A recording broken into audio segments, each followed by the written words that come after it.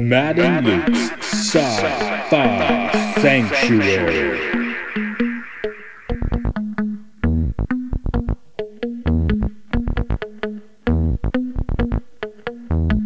The year is 3013. The galaxy is scintillating in the mellow light. Two galactic pilgrims seek out vistas in the samurai future to bring forth the unity of the cosmic shaman.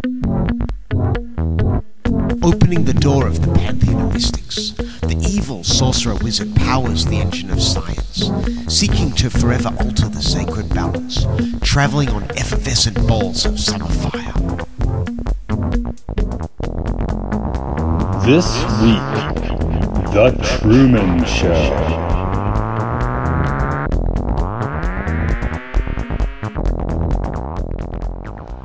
In the year 2000, Big Brother aired for the first time. But it wasn't nearly as apocalyptic as The Truman Show. Yeah, and Truman Show's 2 years earlier, 1998. I mean, I know you said Big Brother's 2000. We're talking British there? I think the British one came first, right? I believe so. And yeah, 2000. I've never seen a reality TV show. So, I've obviously caught a little bit on TV when other people have had it on. The one time I ever watched Big Brother, I was at a sleepover, and we turned on to the 24-hour version of Big Brother, and it had a fly in a spider's web right in front of the camera, and the spider was coming down and eating it. That's probably and more we just watched that. Yeah, that's more interesting than the show, isn't it? Yeah, that's way more interesting than the people. That's the only time I ever watched it. And let's get to the people here today. This is Matt. This is Luke. Welcome to the Sci-Fi Sanctuary.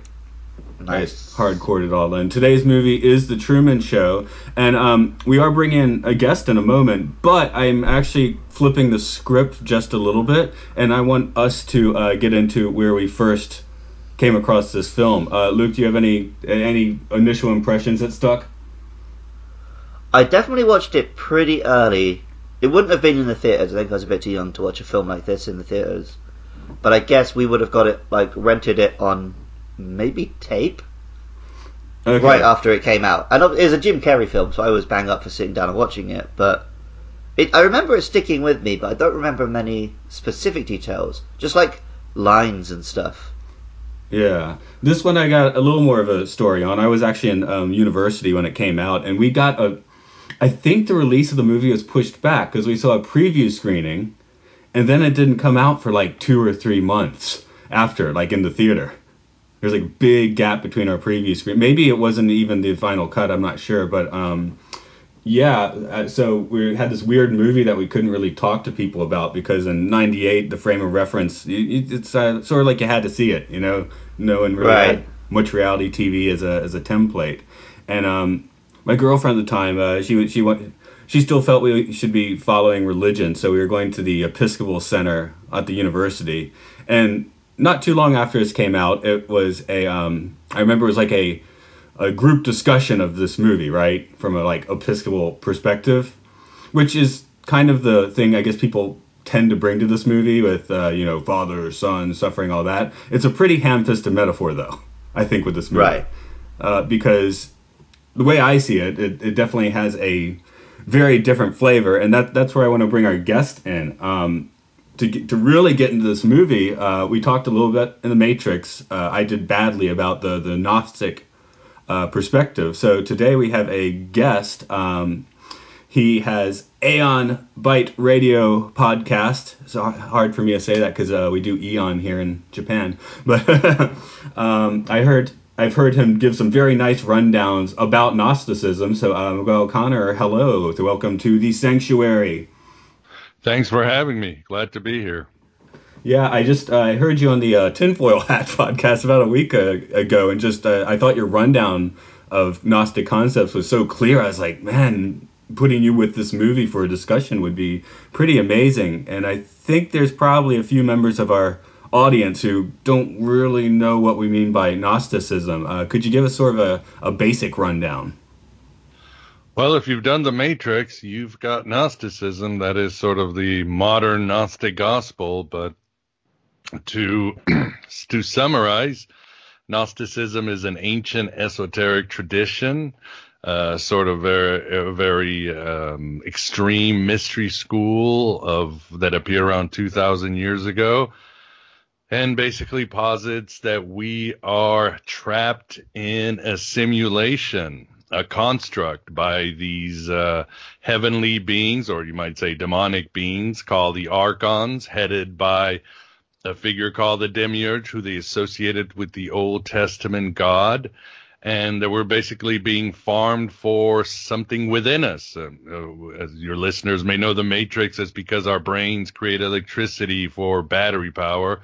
In Gnosticism in ancient times, it would say it's our divine spark that we share, that we all humans have a shard of infinity within us that fell into the darkness for some sort of pre-cosmic cataclysm, and these shadowy beings hide this divine spark and hoard it down here in the material world in this simulation. So it basically fuels the very reality that we exist in. And through a process of awakening, usually instilled by a Gnostic redeemer, Morpheus in the Matrix would come to mind, although the Gnostics would have allegiance to figures like Jesus or Buddha, Mary Magdalene, and so forth. An individual could awaken to his or her own divinity and begin taking these sort of astral flights to connect with a supreme intelligence beyond the stars, and eventually break the hold of these Archons and his Demiurge, and hopefully either get out of the universe or restore the universe. And they had varying degrees of beliefs, but I think in a quick summary, that would be it. Yeah, and I guess it's important to note, it got quite tied up with Christian concepts, but the basic ideas here far predate that. I mean, we get some of that in like ancient Egypt with the Osiris myth and stuff. Yeah, you could easily make an argument that the Gnostics were directly mainlining very old ancient Egyptian traditions, perhaps even drawing from ancient Zoroastrian traditions too, and it sort of all came together in Alexandria in Egypt, which back then used to be the great metropolis for syncretic ideas and beliefs and experiments. So yeah, you could make that argument that Gnostic ideas predate Christianity, although what we know the most today of the ancient Gnostics would be the Christian Gnostics of those times, and perhaps the Hermetics, the pagan Gnostics from Egypt, and these later evolved into other later traditions like Sufism and Kabbalah, the Cathars, perhaps the Knight Templars, and others that spread across medieval times. Because the part that I always found interesting was the knowing yourself part, and the facing death to understand who you are sort of stuff. The business with the Archons and the beings of light. I've heard all of that stuff before, but usually just in terms of combining it with other alien conversations and alien theories. I think what we're maybe looking at here, and which really fits with the Truman Show well, is kind of the simulation concept. Right. But I mean, depending how far you want to go with that, I mean, we know it's true to an extent. We know that our brains are creating what we see. Like, scientifically, we know that for a fact. And it's just how much you're willing to give it that some of it must be real, or whether you're just going to say, nah, maybe none of it's real. Of course, the big conceit in the end with this movie is that it's not real, it's a movie. So, which we've said before is kind of like a lame excuse. But in the case of talking about simulations and simulated realities like the giant dominus, I guess it's worth bringing up. Well, and in terms of more literal, like this kind of very literal simulated realities, they're more and more common all the time. Like, most people are putting out a fake version of themselves online all the time. Who is that perfect, always smiling, domestic goddess version of yourself that Turin's wife projects? That might be lacking in the spark, though, I guess that's the point, and one of the things to get to. But Miguel, when did you first see the Truman Show? Just lightening it up a bit. Well, I saw it when it came out in the theater in '98, but back then I was a practicing Catholic, pretty New Age too, open-minded. So I didn't know anything, or I barely knew anything about Gnosticism. So I just saw it as sort of a critique of modern media and the modern audience, a deconstruction of the movie-going experience. And I don't think, well, you guys are obviously younger, but even in the 90s, reality shows were very popular. I remember MTV had one. They were there, and they were surging, and the movie, beyond its Gnosticism, because it seems so relevant today, it was very prophetic how reality TV and being live and being in real time on TV or in any sort of media would really dominate our culture. Yeah, so I guess Luke, run us down a bit on the plot, and then we'll get a little bit deeper into this one. Okie dokie.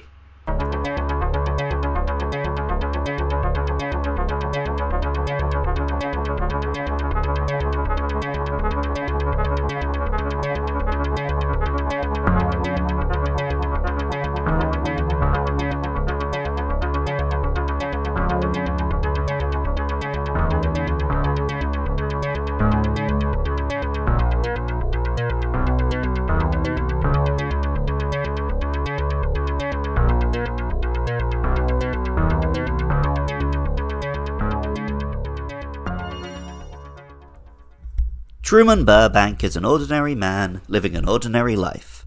He has a job selling insurance, a sensible little house, and a beautiful wife, Meryl, though he's still secretly in love with a college crush who got away, Sylvia. Unfortunately, it's all a lie. Truman's whole life has been lived on a television set, and everyone he's ever met has been an actor. His crippling fear of water was deliberately instilled in him by the show's creator and director, Christoph, to keep him on his island home. A series of small accidents lead Truman to start suspecting the truth. A lighting fixture falls from the sky, his car radio accidentally picks up the crew tracking his movements, and his supposedly dead father sneaks back onto set. Truman begins to behave unpredictably, testing the limits of his domed world. He tries to flee by plane, coach, boat, and car, but is rebuffed in every attempt. He becomes unhinged towards his wife and, even after a touching reunion with his father, still wants to escape. Finally, Truman manages to creep out of his house off camera and face his fears aboard a sailboat. He reaches the edge of the world and, after a brief confrontation with Christoph, he steps out into the real world.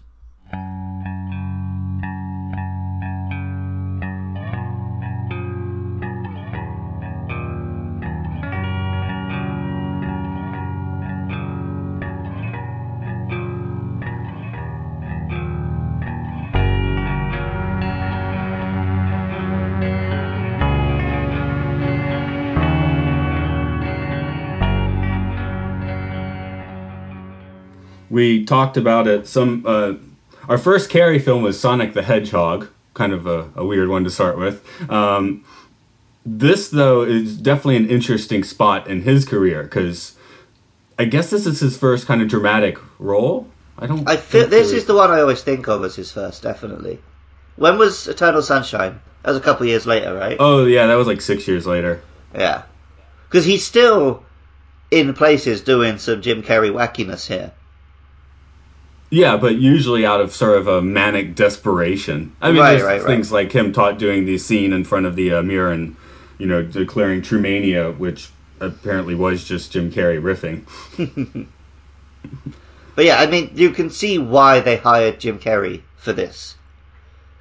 Because it also, it helps to trick you at the start of the film into thinking it's going to be a much lighter comedic film than it is, right?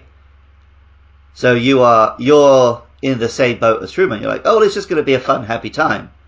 And then slowly, like, as he starts to peel back the corners of what's going on, you're seeing, like, behind that performance is like, oh, there's actually something a bit deeper and darker here. I guess that's one of the things, like, we talked about most of the other serious, like, sort of Gnostic viewpoint films would be like Dark City or, like we said, The Matrix. And as the title says, they're very dark movies, I mean, The Matrix is fun because of the action, but it's, kind of a depressing movie when you get down to it, where Truman doesn't seem that depressing to me. No, but then there is a sort of quiet sadness to the whole thing. Definitely. And even I put in my notes at the end, like, The Truman Show 2 has, it's very likely a depressing film once he leaves his bubble. Right, yeah. He's not going to have a normal life out there. A lot of the names, of course, are pretty on the nose with Truman Burbank. I mean, they can't get too much on the nose, more on the nose than that. Yep, he is the only true man. And then, Burbank, of course, being the Hollywood reference as well. Something I noticed looking at the cast is just everyone is here. I'm looking at it now. Okay, some of the other actors, of course, Ed Harris as Christoph, which I guess would be the demiurge of this movie, more or less. Yeah, he really reminds me of Steve Jobs. Yeah. Miguel, does that seem like a pretty on-the-spot demiurge for us, or is it something else? No, that's it. Classic demiurge, and I would say Truman, I like to call it a documentary, and I can give my reasons why, but it is part of that amazing Gnostic fair that came out in the late 90s. You mentioned Dark City, The Matrix, but you had the 13th Floor, Existence, Gattaca, Fight Club. You had all these movies with very parallel themes and certainly very strong Gnostic themes. But in the Truman Show, you definitely have the classic idea of the demiurge in Christoph, because many of the Gnostic texts talk about they rewrote or deconstructed Adam and Eve, and paradise or Eden is actually a prison. And Adam is there basically trapped there in this false paradise where the demiurge can sort of farm him for his energy and experiment on him, very much like Christoph does. And Christoph himself, I think when he's doing the interview with the journalist, says something like, well, I really want Truman to become the man he's supposed to be. But then as soon as Truman is ready to escape, he's like, no, don't go out there because you won't. This is where it is. Out there is just even worse or the same thing. So Christoph, very much like the demiurge, doesn't want Truman to reach his potential. Truman is basically challenging the imposed reality of a powerful godlike figure and the reality-making apparatus that Christoph has created for his really narcissistic reasons in the end. So that's definitely a very good example of the demiurge would be Christoph and the false, shallow, empty of calorie world that he's created and trapped Truman, the simulation where he has him. And one thing, Ed Harris acting that role, I think, does a fantastic job, because this is a pretty evil character when you think about it for a split second. But his demeanor comes on as, like fatherly. But what he's doing is horrible. I noticed that originally they had cast Dennis Hopper to be Christoph, which probably would have pushed the too on the nose, yeah. Yeah, a little too aggressive. So I really like how Ed Harris plays it, where it's like that really fantastic villain where you almost kind of want to like him, but well, he comes across exactly how all of the villains in the real world do. Yeah, I mean, the dollar bill's the bottom line in the end. He's like, yeah, I want Truman to find his own way, but not if it's going to cost me my giant enterprise. I don't even think for him it's the money. I got the impression for him it was like an artistic, like, ego project. Yeah. It's like you have the studio guys who are there, and for them it's the money. But for Christoph, I don't think he actually cared about the cash. Like, he wasn't exactly going out and living large. He spent all his time in his dome. So for him, it was just a vanity thing, I think. And what I was saying with the other actors, I did want to start with Ed Harris because he's very good in here, as are most of the actors in here. But looking at the cast list, it's always like Laura Linney as Hannah Gill, acting as Meryl Burbank. Noah Emmerich as Louis Coltrane, playing Marlon. The point being that Truman doesn't actually know anybody. Right. The closest is Sylvia, and that whole thing comes across as a little creepy. Yeah, well, they keep them away as much as possible. Sylvia's an interesting role. Miguel, how does that kind of fit in? She's got an interesting one because she's not part of the system. Yeah, exactly. And I should mention that Ed Harris would, I don't know who his agent is working for, but he would later play the Demiurge in two other mediums or projects. He would play the Demiurge in Snowpiercer. It's almost the same character to an extent. And then in Westworld season 1, he plays another Demiurge figure. I mean, he's 3 roles where he's creating simulations where he traps other forms of consciousness in whatever game he's having. But Sylvia definitely would parallel in the Gnostic stories the idea of Sophia. And Sophia was, you might say, the wisdom of the supreme consciousness that comes down to sort of awaken Adam. And that what she does, and she takes the form of Eve, turning things upside down. In the book of Genesis, the Gnostics contended that it was Eve who was the superior being, and she's the one who wakes up Adam from his slumber, from the reality he's in, and tells him, no, you're trapped and there is something better. And Truman Show does a very good job because as she tries to talk to Truman, I think there's one scene where she gets manhandled by some other actors. And even in the Gnostic Gospels, when Sophia turns into Eve and is trying to awaken Adam, she is grabbed by the archons. And in the Gnostic Gospel, she is brutally raped and beaten and sort of suppressed until she can later wake up and come to Adam and join him. But with the two, they basically are able to eventually break out of Eden and cause, we hope, the fall of the Demiurge. So Sophia definitely plays the role of the Gnostic Sophia in the myths. Well, yeah, Sylvia and Sophia are very close. That can't be a complete coincidence. Yeah, I mean, Peter Weir and Andrew Nichols, who wrote the screenplay, they have they never admitted it, but there's probably reasons why they created such a film. One thing, some of our listeners might not actually be familiar about all these Gnostic books. The point being that the Bible is like a very curated collection of writings from that period. Maybe if we could give just a quick rundown of what Gnostic Gospels are. Well, what we have basically is something called the Nag Hammadi Library, which was discovered in 1945 in Egypt, around the time we dropped the atomic bomb on Nagasaki and Hiroshima. But I always think there's a great coincidence, like we did this horrible thing, humanity, and the Nag Hammadi came to sort of awaken us. At least that's what Philip K. Dick thought. But these Gospels, one must understand that, yes, the Old Testament was pretty much set in stone back in those days, with some exceptions, although it was not uncommon for rabbis to reinterpret them, which is what the Gnostics did. They saw new stories in Genesis. They made different versions, but a Christian canon was not settled until hundreds of years later after the purported death of Jesus. And it was a conversation and eventually a law which Gospels would make the final versions of the New Testament and stay with us for, well, thousands of years later.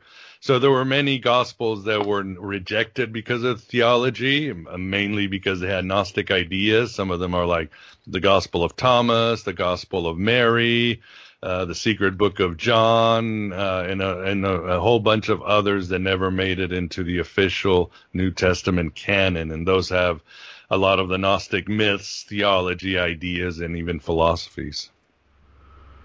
But I think obviously you have to be sort of interested to go into the full Gnostic stuff. But I think a lot of laymen these days are aware that many of the Bible's myths existed in, Egyptian religions and Mesopotamian religions and many, many religions prior to the Bible. Oh, yeah, no doubt. I mean, no religion is in a vacuum. There's always a state of hybridity where religions are borrowing different older myths and stories, and they're interacting and changing things. So, yeah, I mean, the story of Genesis can be found in the Mesopotamian myths. The There's other stories can be found in Babylonian myths and so forth. So they're always borrowing from each other. And as I say, nothing new under the sun. Yeah, I guess it's interesting that films like this, stories like Philip K. Dick, is sort of like the modern version of, like a 2,000-year-old book is not always going to read well today. So, films like this are really kind of insinuating these ideas, I guess, for the modern mind a little more. Yeah, that just makes sense. I mean, you look at the story of Hulk, it's just Dr. Jekyll and Mr. Hyde for a modern audience. Like I said, there's nothing new under the sun. So we try to draw from these old myths or these stories that have worked well, and we just reboot them for a modern audience.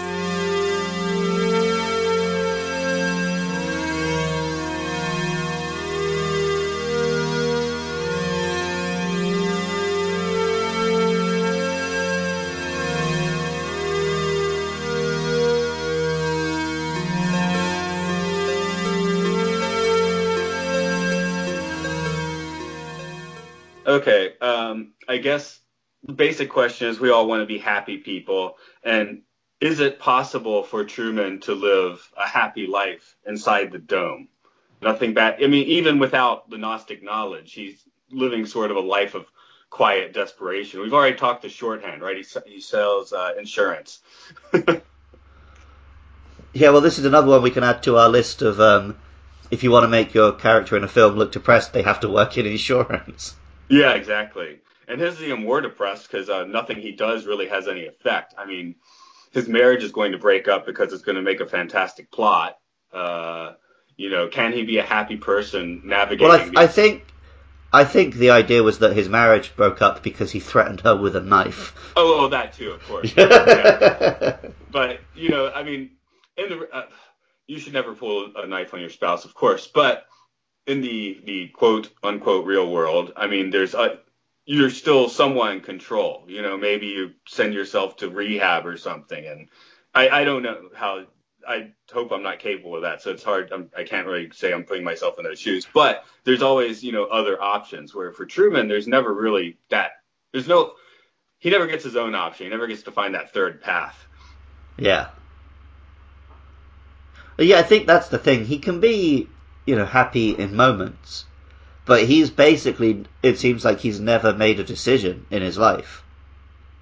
So he's never going to be truly happy in his soul. That's why he's so desperate to go to Fiji, because it's something that he's chosen to do. And even that, it's only because someone else put the idea in his head. Yeah, it makes for a nice little dreamy, side plot when nothing particularly is happening on the screen. Right. But everything that he's ever really thought or done has been so meticulously controlled. Like he says at the end, you never had a camera in my head. But they almost did, because they saw every aspect of his life and controlled it as best they could. And getting to the metaphors, of course, with Adam in the prison Eden, is he mindless? Is he in some kind of stupor happy? Is he actually depressed? Do we get any look into that guy's head? I've definitely heard interpretations that eating the fruit is what gave him free will, right? Yeah, a little different in that we got the Sophia thing and Sylvia in the movie. So there's a little twist, I guess, on the one we usually think of. But Miguel, if I could ask you, what did they get into Adam's mindset? Is he just an automaton before, or what?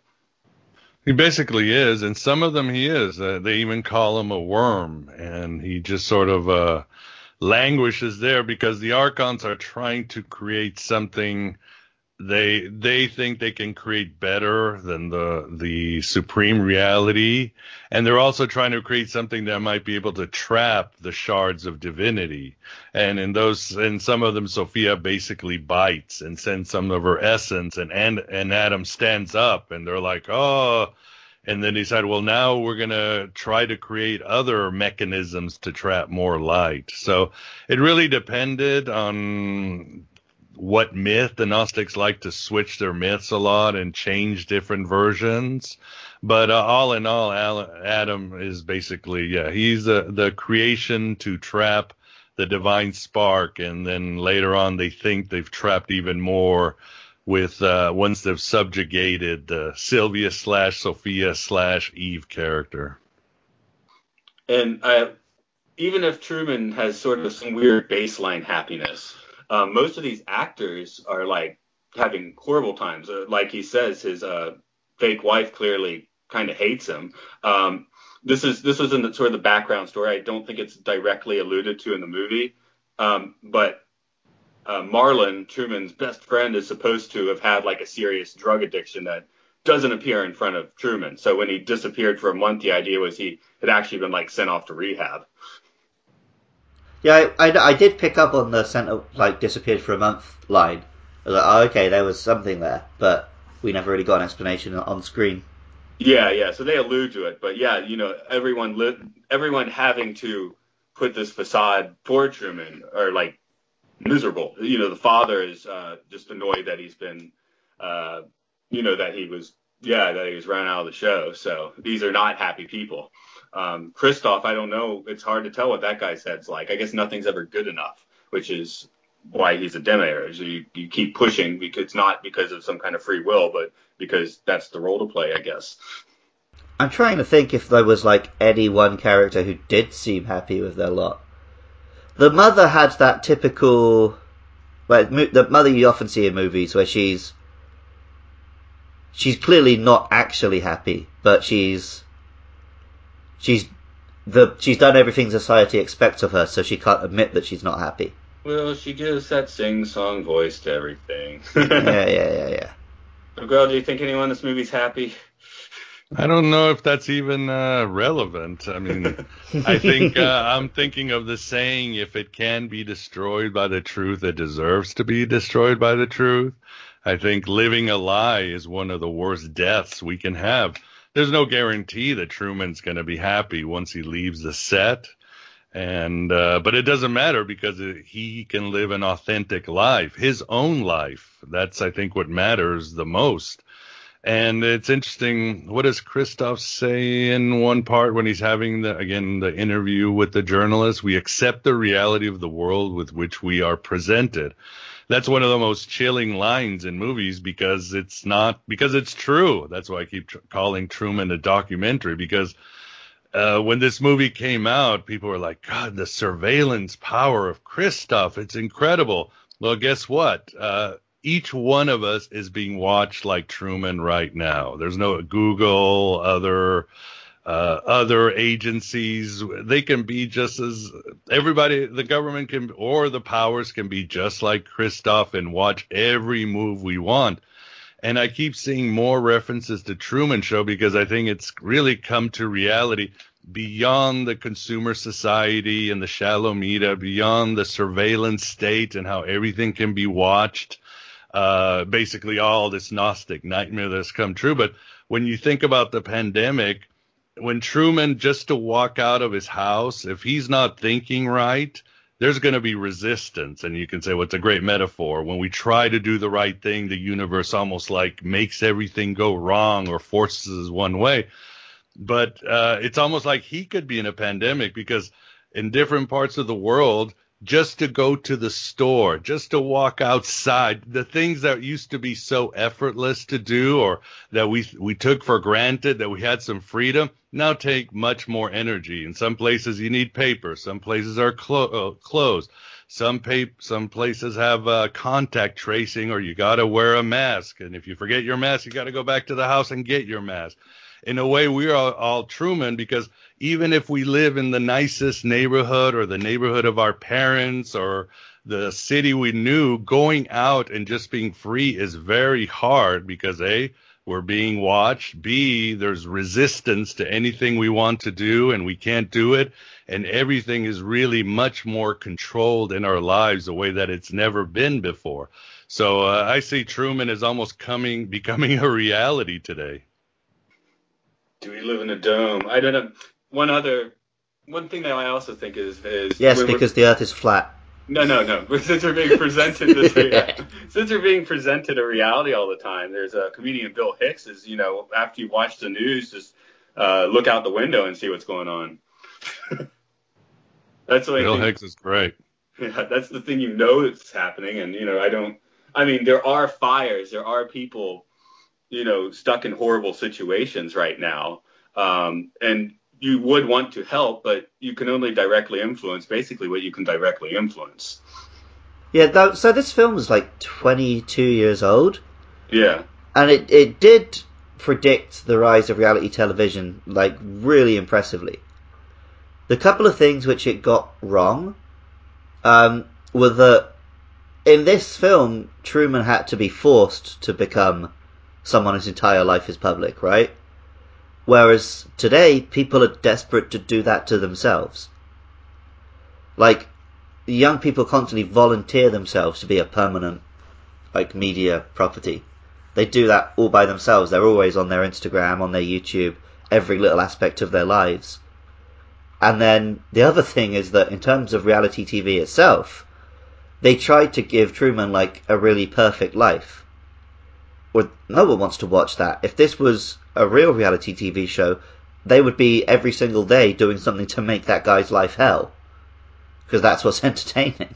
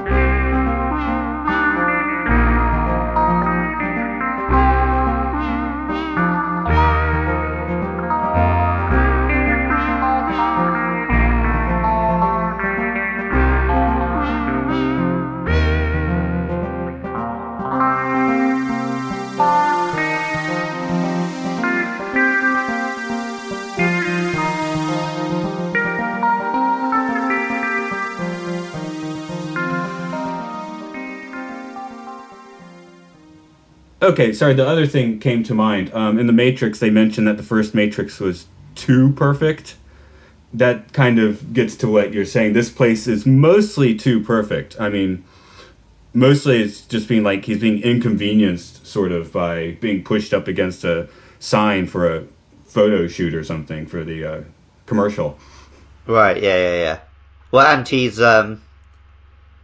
trapped there, which does start to grate against him a little. Yes. But in terms of his day-to-day life, yeah, he's got everything he could want, and I think he can see that it's fake. Now, he gets out of this place through a trial. You know, he faces death with Christoph basically trying to kill him. Yes, and that was the element of Gnosticism that we really talked about when we did The Matrix, right? Yeah. That you have to face death to, like, be yourself. You know, dramatically, of course, it would be disappointing if he didn't go through that trial. But right, what if he did just happily sail his boat into the wall? Well, see, one of the strange things is, for him, that was already his trial. Because they've made it throughout the whole film that he has this, like, crippling fear of the water, right? So him getting on his boat and making that sail was already, like, a big trial. The storm was just for our benefit as the audience. Yeah, in these sort of traditions, what shakes you out of it in the end? How I mean, they got I know in Egypt they'd have the thing where you'd have to, like, swim with the crocodiles and things like that. So how much death do we need to be faced with in order to sort of open our eyes? Well, that's just normal. If whether you're a Gnostic or ancient Egyptian or Hermetic, what did Socrates say? The purpose of the philosopher is to die while living. Many of the Gnostic texts, this is all from the mystery religions. Many of the Gnostic texts say you have to die and resurrect while still in this body. You have to overcome all your material fears and desires so you can become a new being. In these mystery schools, when they reenact going down to Hades to meet these horrible gods, it was really, you could say it was a psychological process of incubating and facing your own demons inside of you so that you could come back a new being. So yes, Truman goes through some trials, but what is interesting, more than anything, I feel, and it's been caught by one scholar, but the only way Truman can defeat Christof is by integrating Christof. In other words, he tries all this stuff and he's still trapped. When he starts to be really tricky and double-handed and sneaky like his own father, that's when he escapes. And that's the classic Jungian idea that you have a shadow. Obviously, you've got Truman, who's the light. You've got Christof, who's the darkness. When he can integrate his darkness with Christof, in other words, use the same sort of trickery to get out of it and eventually stand up to Christof on his own terms with its own defiance, that's when Truman really wins. But at the end of the day, when you do this, I mean, what did Philip K. Dick to fight the empires to become the empire? That doesn't happen to Truman, because at the end, he does this bow when he says, good night, good evening, and all that, which tells the audience that he has not lost his innocence, which is what makes him so attractive to all the audiences, because he's genuinely an innocent being. He is a being who is divine.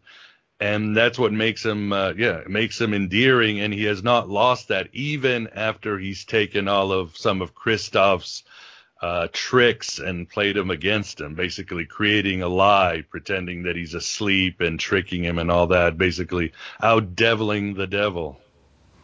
Yeah, I mean, he's got to basically learn how to be a person or interact with people, because more or less in video game terms, he's only been interacting with NPCs for his entire life. Basically, yeah. Well, Matt, you asked how much of a death do you need? But I mean, both of us, we killed an old version of ourselves when we left everything behind and flew to the other side of the planet, right? Yeah. And I feel like, for me at least, and probably for you as well, there's probably a big distinction between the person who lived in America and the person who lives in Japan now. Definitely, It doesn't have to be like a traumatic experience. You just have to let everything go and try something new. And I guess I understand what it was like to be an American a little more, because in recent events, definitely just it's been very interesting watching from the outside. Not in an entertainment way, but Truman's probably going to be curious what's happening inside that dome, if it's just falling to decay or if they're going to try it again or something like that. They'll just rent it out for tours, I expect. So, Luke, you got your subject on your mind. Yeah, so there's quite a dangerous element to this film, because Truman's behavior and beliefs, what he's going through, are very similar to real, paranoid schizophrenic delusions. Of course, in this case, Truman turns out to be right. But a lot of people have very similar thought processes, and the behavior is the same. He's getting irrational, he's getting irate, he threatens his own wife and best friend. That's very real. And in this film, it's, as the audience, we're rooting for him as he does that.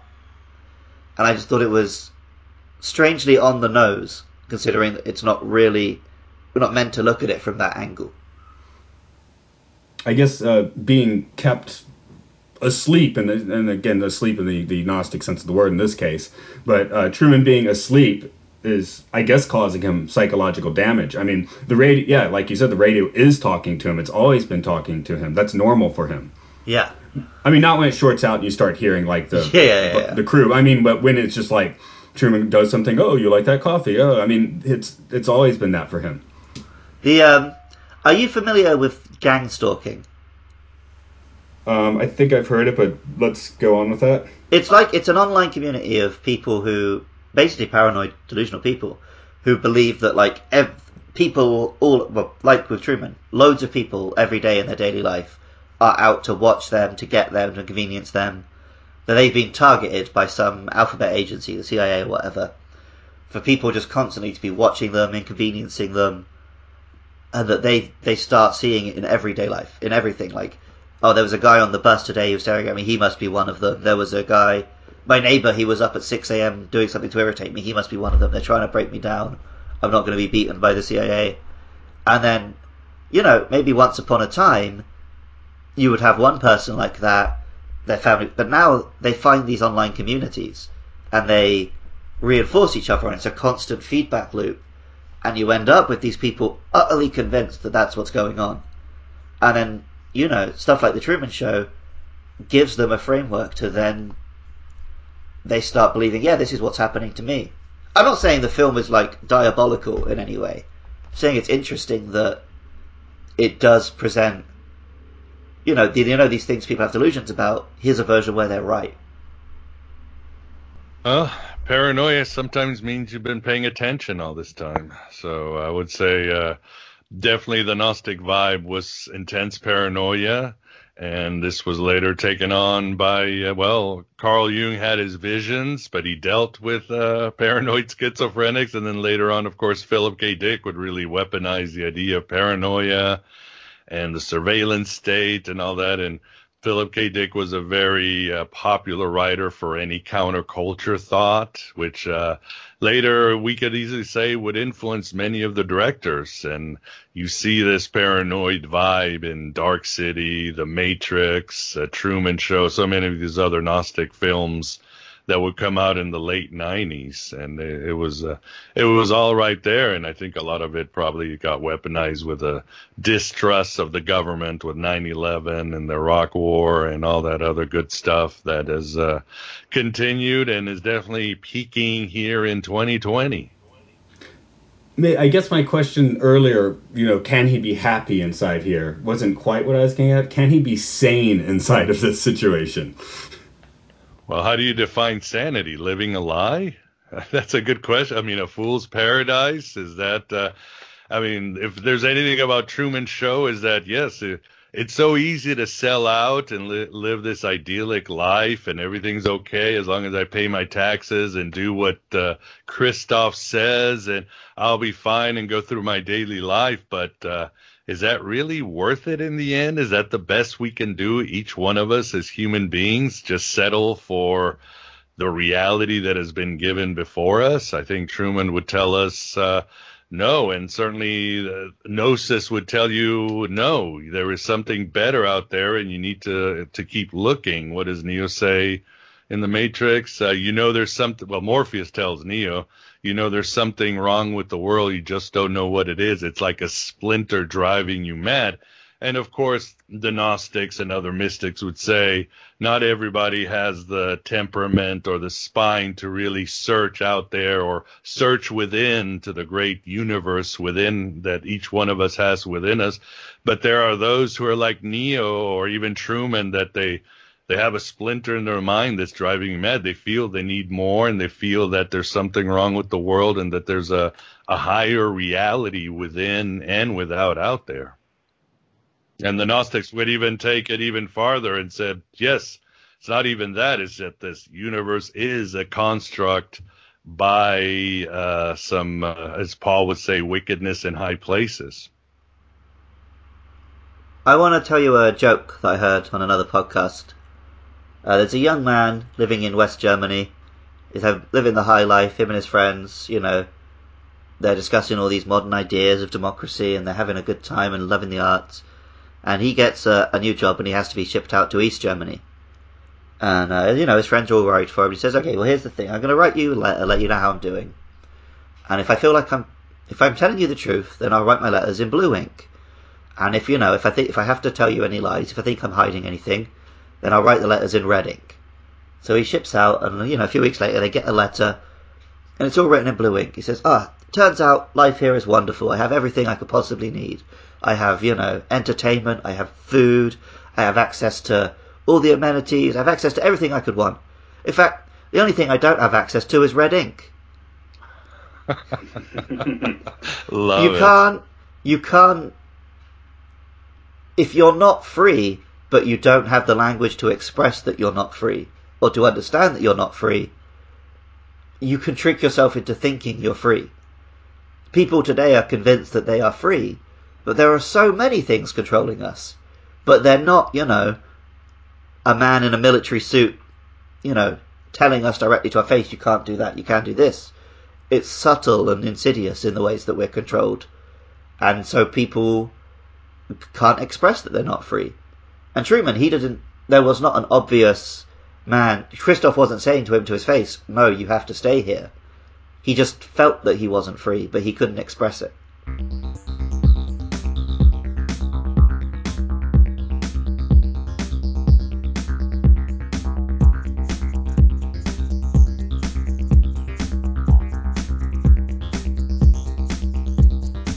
The stained glass world.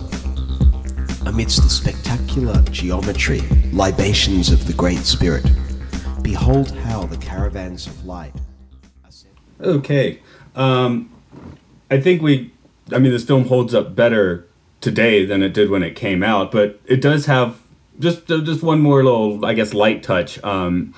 It does have this like gated community. I think Sea Haven is the movie, and Seaside, I believe, is the actual panhandle town. Like, this is a planned community they filmed in. I guess it was kind of a 90s thing. Another one I know is Disney built this celebration town where it's like, come live here and if you want to sell your soul to Disney or something. I don't even know if these towns are still running or not, but that was an interesting thing that doesn't date the movie in a bad way, but it's just a trend that I found very interesting at the time that crops up in here. Well, it had that sort of 1950s vibe to it, which has made the film more ageless than if they'd actually made it look 90s. Yeah, I'm looking online here. Laura Linney apparently studied the Sears catalog from the 50s to develop her character's poses, as it says on Wikipedia. That smile and the... Oh, yeah. Stuff? Yeah.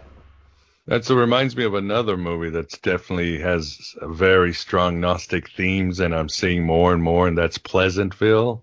Also came out in the late 90s, I believe. Yes. Yeah. I think, does it even have Laura Linney? Good question. I don't know.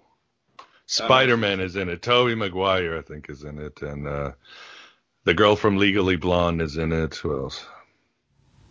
Yeah, I did kind of feel like that was the one that we, when we were on email, after the email, it's like, oh yeah, it was Pleasant. We should have put Pleasantville on that list. Yeah, the late 90s just seemed to be a time for Gnosticism, I guess. Yeah, it definitely was. And you wonder what happened, or what did it predict, or sometimes I feel it's almost 2020.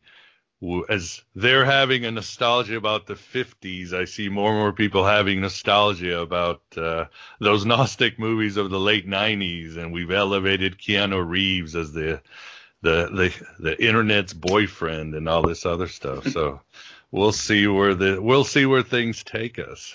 But I think more and more people are realizing that this construct we thought was civilization is far from civil, and it's far from real, and it's certainly far from being a foundation for anything lasting. Well, if we're talking about this just actually as a film, I think it's interesting that they never tried to hide from the audience what was going on. Because you can imagine a version of this film where it's all from Truman's point of view, and the TV show thing is a big twist at like the third act mark. But I think, because as reading the Wikipedia, the film was originally written as much more of a thriller. And I feel like in that version, that would have been what happened, right? But I think if you do it like that, it's such a... It might have been a bit too much of a twist, and people just wouldn't have bitten it. Whereas I think doing it this way, leaning into it all the way through the film with the commercials and the sets and stuff, and giving us the audience snippets all the way through, we're still emotionally connected to Truman, but we believe what's going on much more deeply by the time he discovers it. And it certainly helped with the wonderful Philip Glass soundtrack. Very good music. It's a great soundtrack, yeah. And I actually noticed he shares that one. Of course, when those arpeggios come in, it's very noticeable. But there's a composer that did the rest of the music that I'm actually not familiar with. Oh, what was the name? That's what I'm. Oh, you're looking up now. Down at the moment. I am looking that up. Yeah, sorry. Maybe I should have done that first. It's got its own page. That's why. Okay, here we go. Burkhard Dalwitz. I have not heard of. Yeah, I've never heard that one else.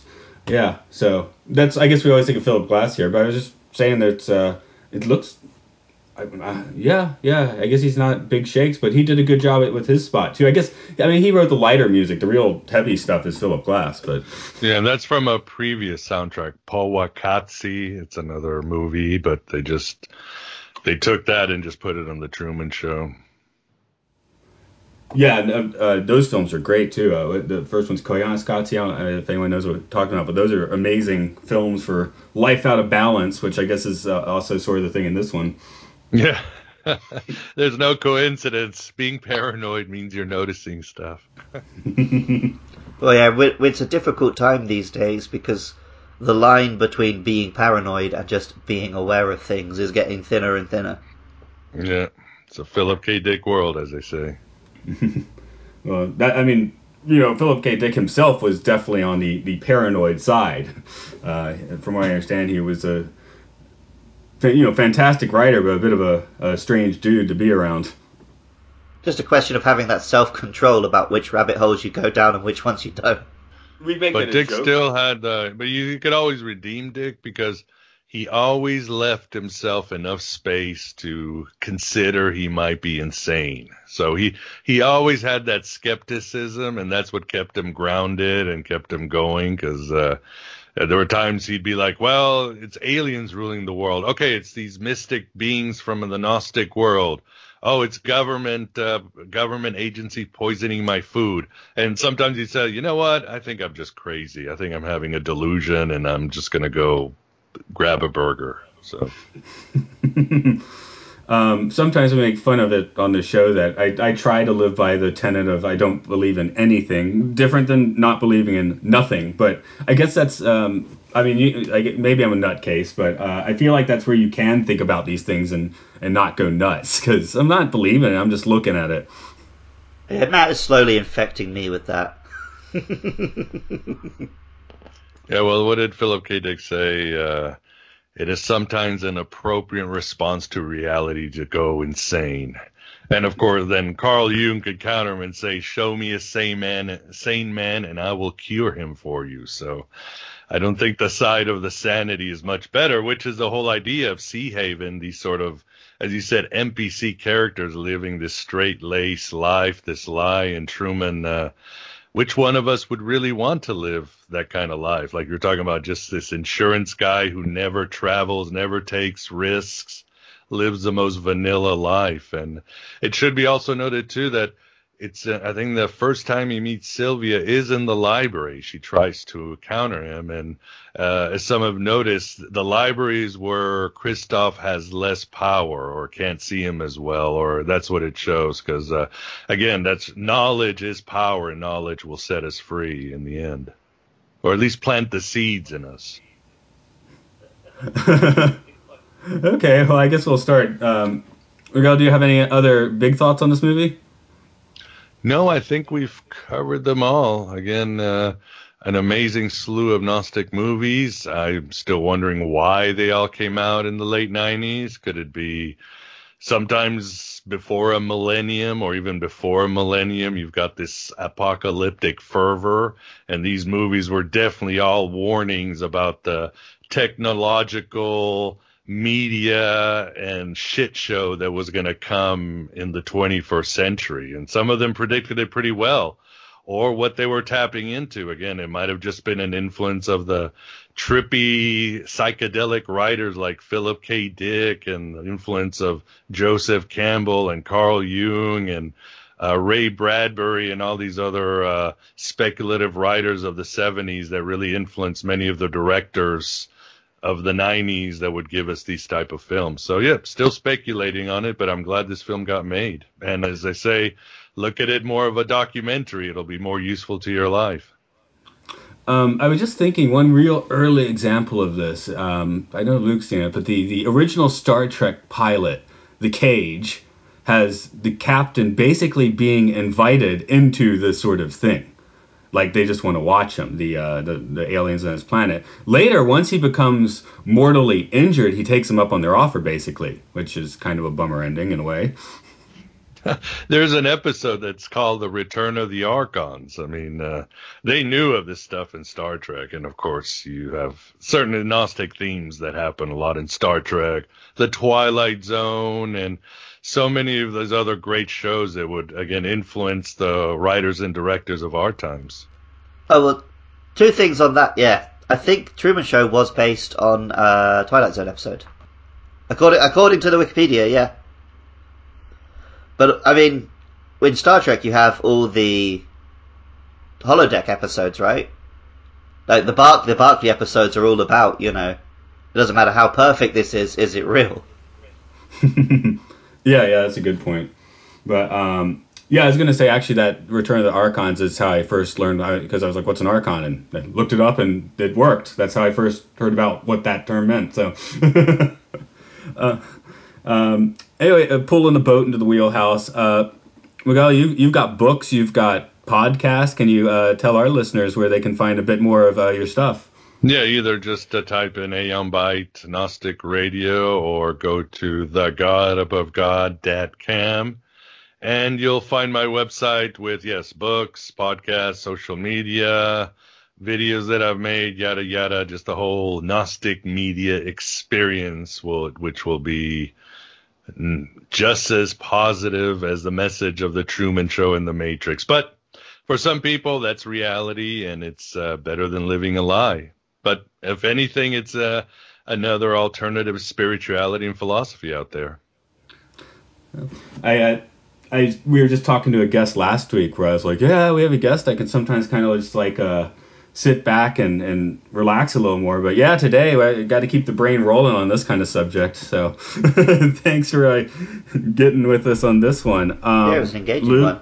Yeah, speaking of nostalgia for the 90s, if you want to listen to my Pokemon podcast, you can find that on Twitter at LukeLovesPKMN. And if you like the music you heard in this episode, you can find Matt's music online at rovingsagemedia.bandcamp.com. And for our own thing, just if you want to chat with us in any way, MSF, oh man, my brain, all that Gnostic, man, you're going to have to do it. We're on Twitter at MLSFS or you can find us on Facebook, just search Matt and Luke's Sci-Fi Sanctuary. I'd learned to spell one day, but I just don't care. Just get it tattooed on your hand, MLSFS Pod. Yeah, there we go. That would take some explanation, but that's good promotion, I guess. So, Luke, what shall our dear listeners do? Well, listeners, if we don't see you, good afternoon, good evening, and good night.